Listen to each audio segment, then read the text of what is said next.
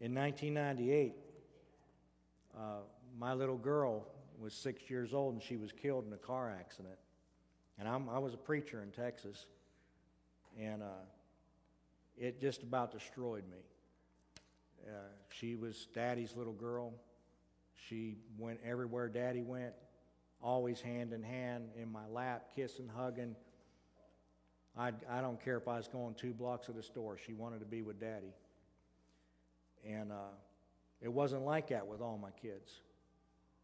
You know, sometimes you just have that one that, wow, I love all my kids equally, but she made it real easy.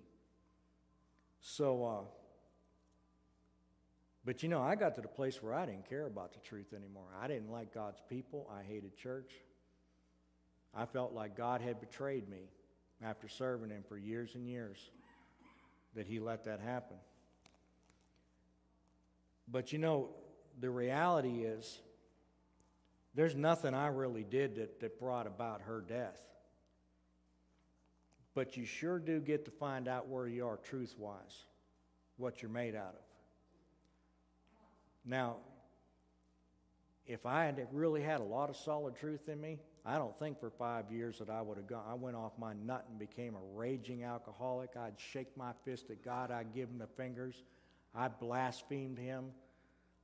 And I knew how to blaspheme Him because I knew the Bible.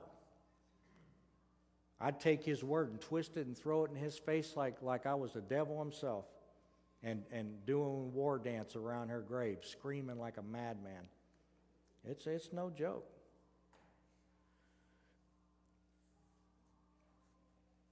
But his truth prevailed. Okay? Even when I wasn't able to hear it, this is His faithfulness. I did everything that a man that knew God could do. To be struck by lightning, to be killed instantly, to have some horrible death. I did it. I said it. I wanted it to happen. I wanted it. I wanted Him to kill me. That's how miserable I was. And He wouldn't do it.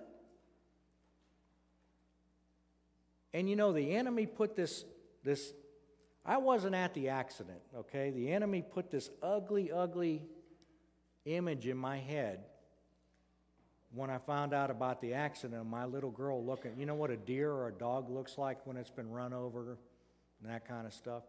I had that image in my head. And I couldn't sleep. I'd have to drink myself completely stupid drunk every night just to get a couple hours sleep.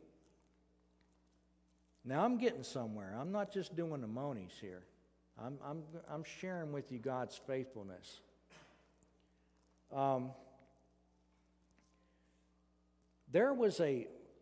During the accident, it was with my wife and my other kids. I was at work when all this happened.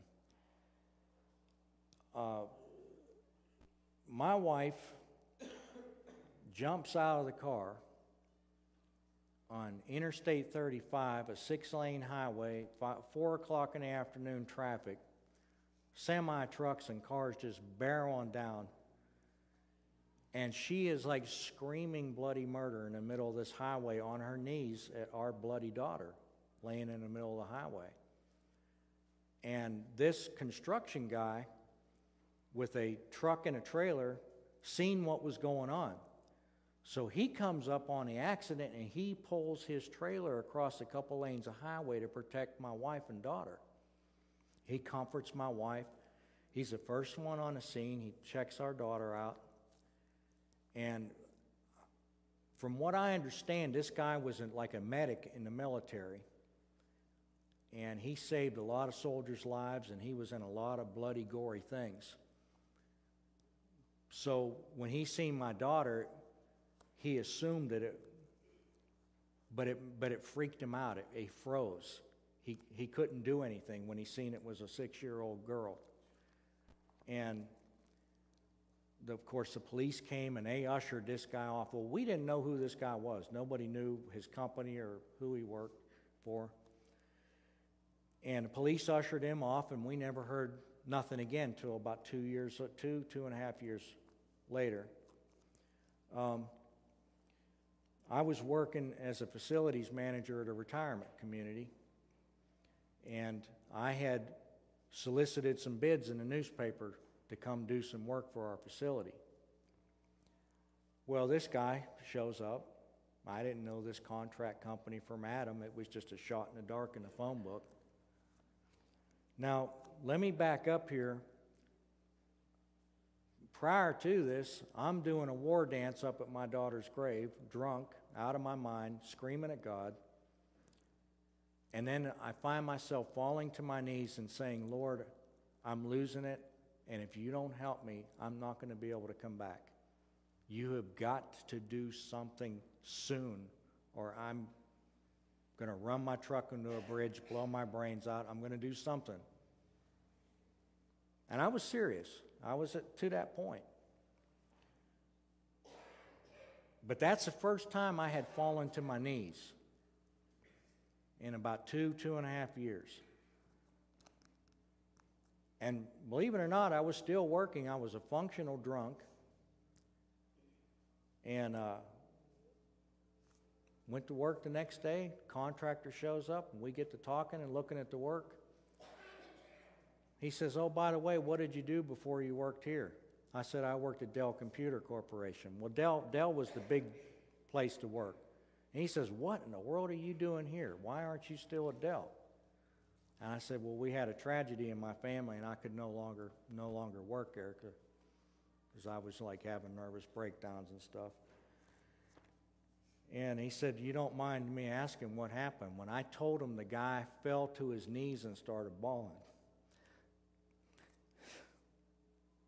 This was the guy that pulled across the highway to protect my wife from getting hit and run over.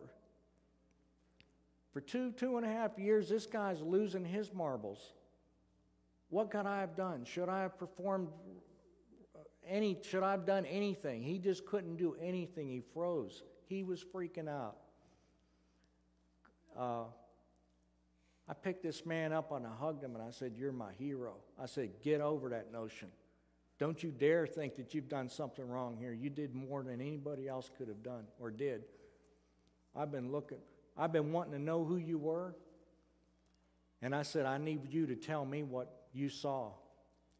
And when he told me, yeah, there was blood, there was a big head wound, but she wasn't a ground up piece of hamburger meat, all bloody with eyeballs popped out and tongue and jaws on the other side of the road. And there, all the stuff the enemy had shown me. She wasn't like that. I said, was she alive? No.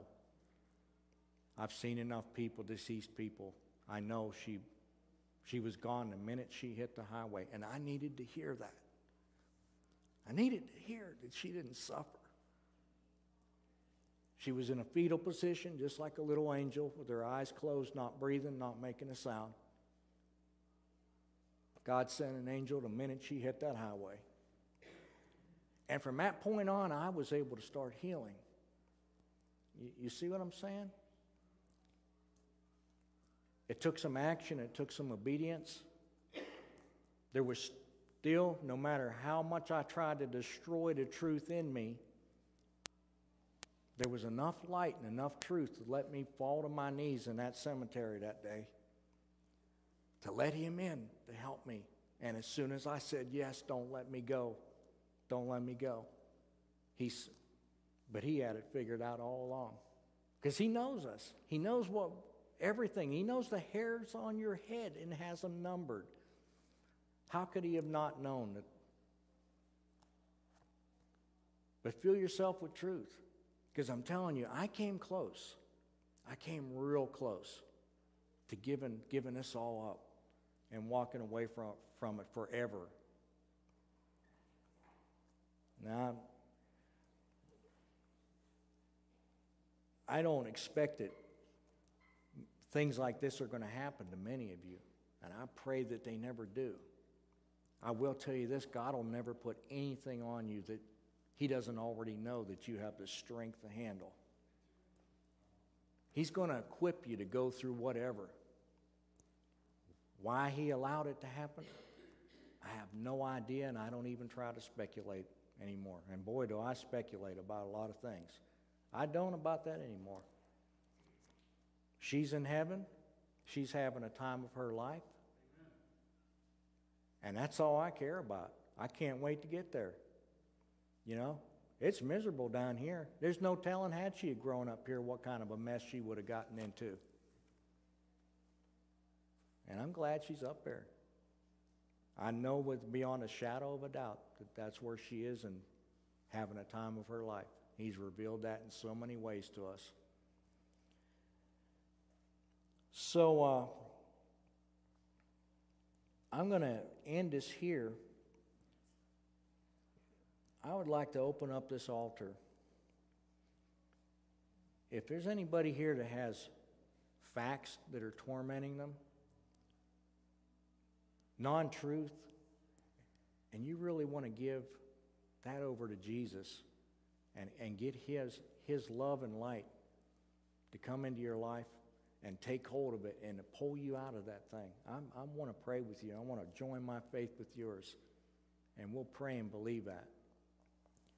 If there's anybody here, say, Pastor Rich, wow, what a great and sad story that is.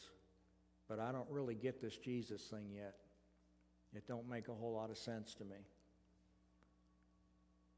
It's real simple. I'll lead you in a prayer that'll get you hooked up with Jesus. You'll be saved. You'll have his power and anointing in your life. You'll have the King of all creation with you the rest of your life, and you'll live with him after we pass out of this earth suit here. You'll be with him, and you'll be in heaven. You'll be in paradise with him. I'd like to pray a prayer of salvation if anyone needs that tonight.